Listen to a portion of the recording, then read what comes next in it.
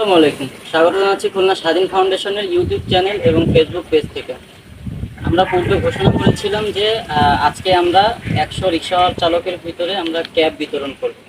আর আজকের অনুষ্ঠানে আমরা বিশেষ অতিথি হিসেবে আমন্ত্রণ জানিয়েছিলাম আমাদের এক বড় ভাই পুলিশ কর্মকর্তা মোহাম্মদ কবুল।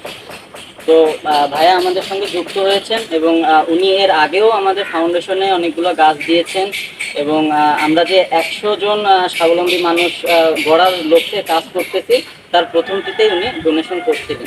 তো তিনি সবসময় আমাদের সঙ্গে যে কোনো না কোনোভাবেই আমাদের সাহায্য করেন।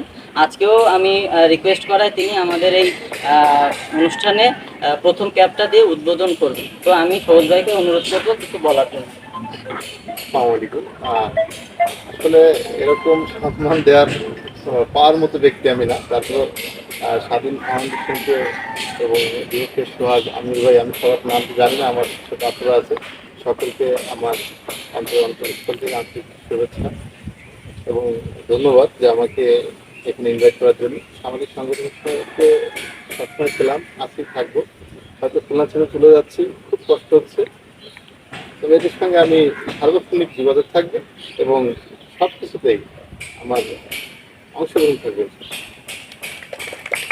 এবং আমি পুনরায় সকলকে ধন্যবাদ দিই।